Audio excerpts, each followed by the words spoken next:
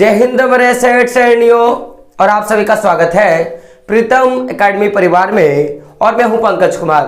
तो कहा गया है कि कई जीत बाकी है, कई हार बाकी है, कि कई जीत बाकी है, कई हार बाकी है, अभी तो जिंदगी का सार बाकी है। यहां से चले हैं नई मंजिल के लिए, कि यहां से चले हैं नई मंजिल के लिए, ये तो सिर्फ एक पन्ना था, अभी पूरी किताब बाकी है। तो इसका बस एक सीधा सा मतलब है कि आपकी एक पूरी की पूरी जो आशा थी, कहीं ना कहीं एक चीज के प्रति जो आपकी पूरी रुझान थी कि सर आकांक्षा 40 का एग्जाम डेट कब होगा, क्या पढ़ना होगा, किस तरह का मॉडिफिकेशन होगा, जो जितने भी सारे क्वेश्चंस आपके थे वो धीरे धीरे क्या होगा, दूर हो जाएगा, क्योंकि आपको पता है कि आपका एग्जाम डेट निकल चुका है।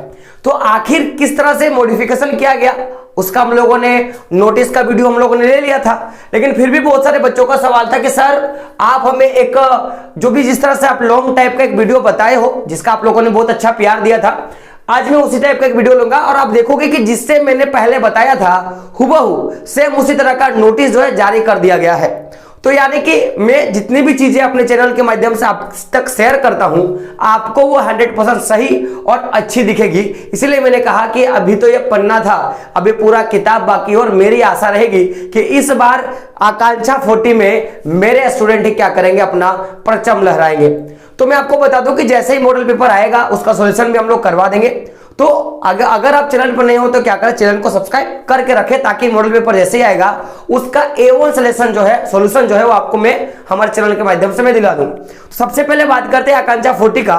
तो बहुत सारे बच्चों का सवाल था कि सर ये जो नोटिस निकला है, अभी रिसेंटली नोटिस निकला है, वो आकांक्षा जूनियर का है कि सीनियर का है।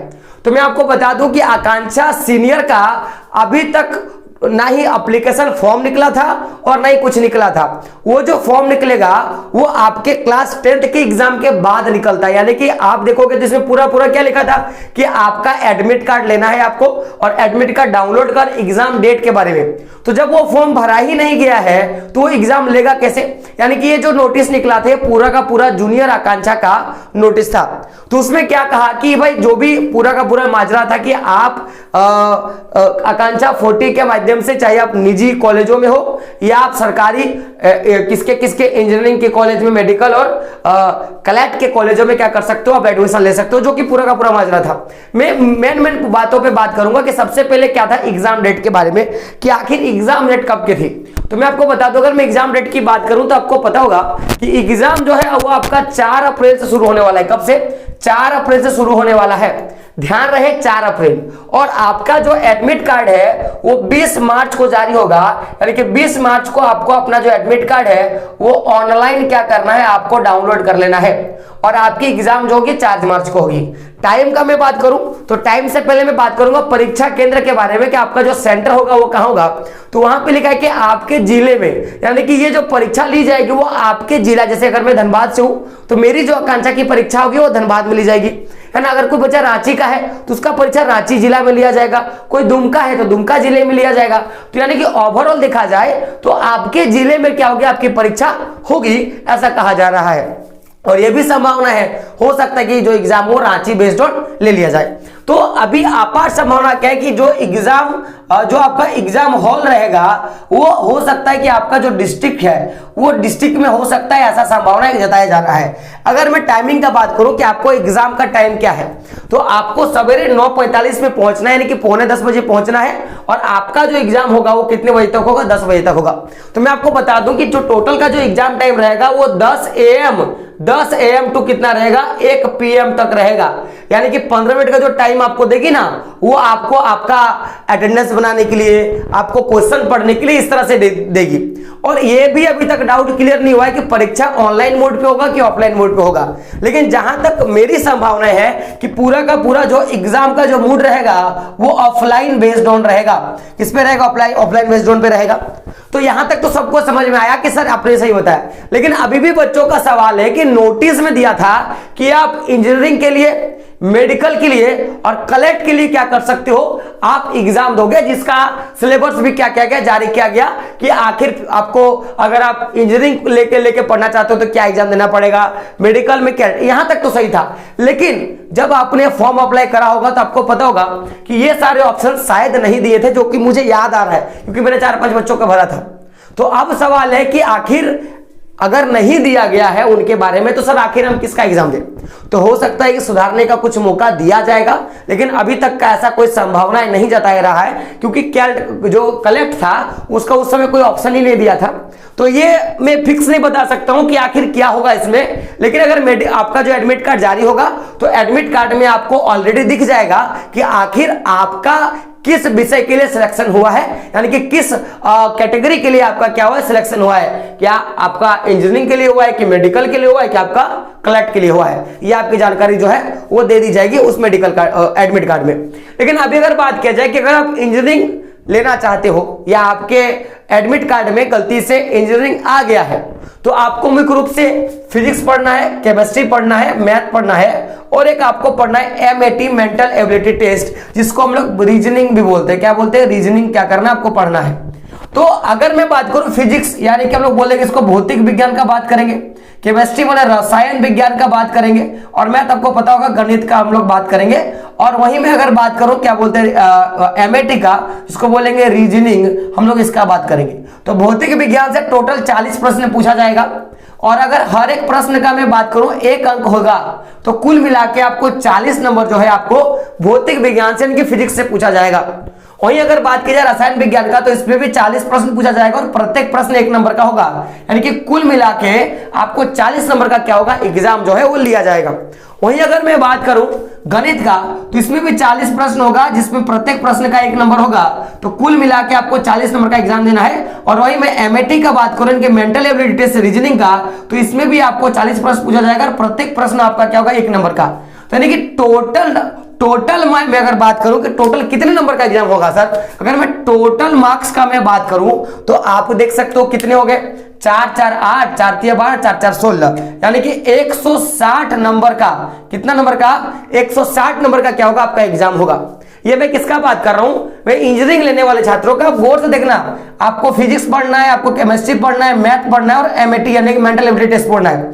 जैसे ही आपका मॉडल पेपर जारी होगा, मैं मॉडल पेपर करवा दूंगा, और उसके बाद जो भी मोस्ट इंपोर्टेंट क्वेश्चन होंगे मैं वो भी करवा दूंगा, ताकि आप झंडा गाड़ के आ पाओगे। वो तभी होगा जब आप चैनल को क्या करके रखोगे, सब्सक्राइब करके रखोगे, और नहीं रखोगे तो फिर प्रॉब्लम होगा, आपको समझ में नहीं आएगा ना। इसलिए मैंने बोला कि अभी तो ये शुरुआत है, अभी एक छोटा सा पन्ना है, अभी पूरी किताब बाकी है, हम लोग को क्या करना है, इतिहास लिखना है। वही अगर मैं बात करूं कि जिन छात्रों ने मेडिकल लेने की संभावनाएं जताई है, या जिनकी मेडिकल के रूप में एडमिट कार्ड आएगा, लिखा हो रहेगा, तो उनको देखो फिजिक्स पढ़ना है, क्या पढ़ना है उनको फिजिक्स पढ़ना है, उनको केमिस्ट्री पढ़ना है, उनको बायो पढ़ना है, और उनको MAT मैथ पढ़ना है। यानी कि मैंने फिर से बता दूं, आपको भौतिक विज्ञान पढ़नी है, आपको रसायन विज्ञान पढ़ना है, आपको जीव विज्ञान पढ़ना है, और आपको क्या पढ़ना है, रीजनिंग पढ़ना है। क्या पढ़ना है आपको, रीजनिंग पढ़ना है, आपको याद रखना है, भौतिक विज्ञान, रसायन विज्ञान, जीव विज्ञान और रीजनिंग पढ़ना है। अगर मैं बात करूं नंबर्स ऑफ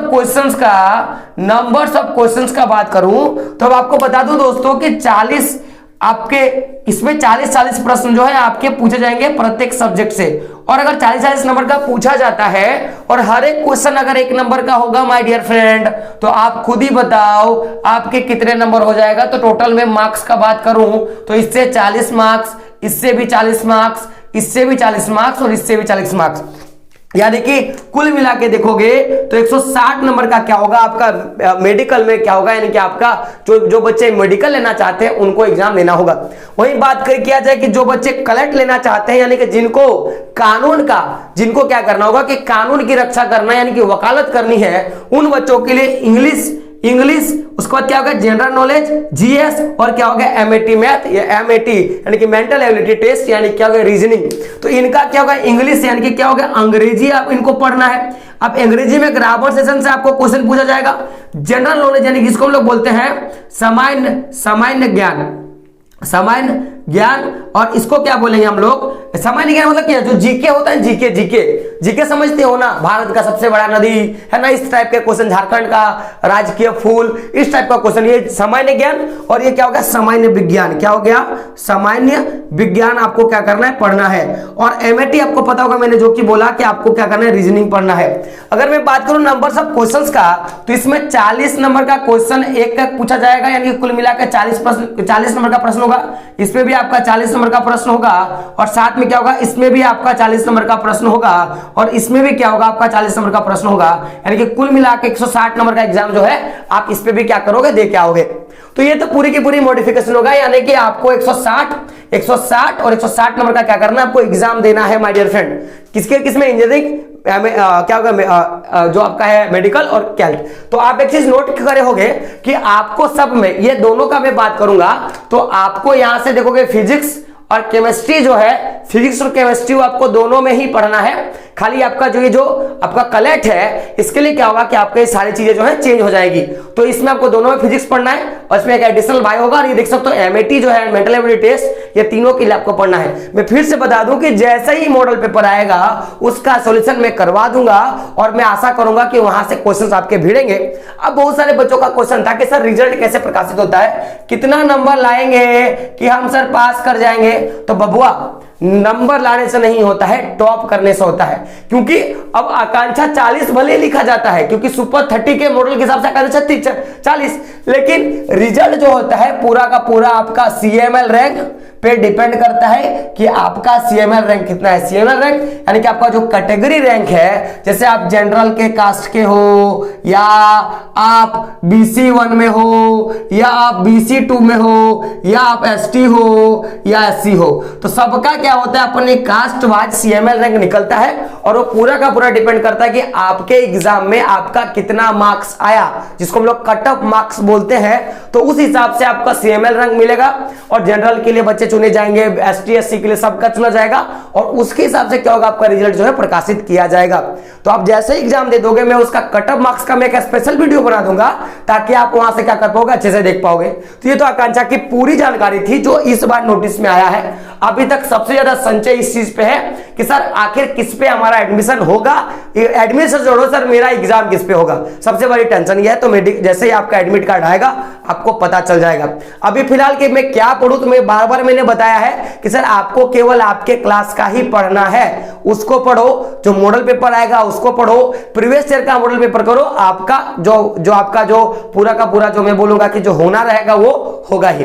तो कहा गया कि बरसात से मुलाकात यूं ही नहीं होती, धरती को धूप से जलना पड़ता है, कि बरसात से मुलाकात यूं ही नहीं होती, धरती को धूप से जलना पड़ता है, और संघर्ष के शिखर पे चढ़ने के लिए एक दिन घुटनों के बल चलना होता है। जो संघर्ष से कभी परिचित नहीं हुआ, याद रखना दोस्तों, वो इतिहास में कभी चर्चित नहीं हुआ, क्योंकि इतिहास में अगर चर्चित करना है, अपने आप को नाम कमाना है, अपने आप को रोशन करना है, अपने माँ बाप की इज्जत को बड़ा करना है, तो संघर्ष करना पड़ेगा।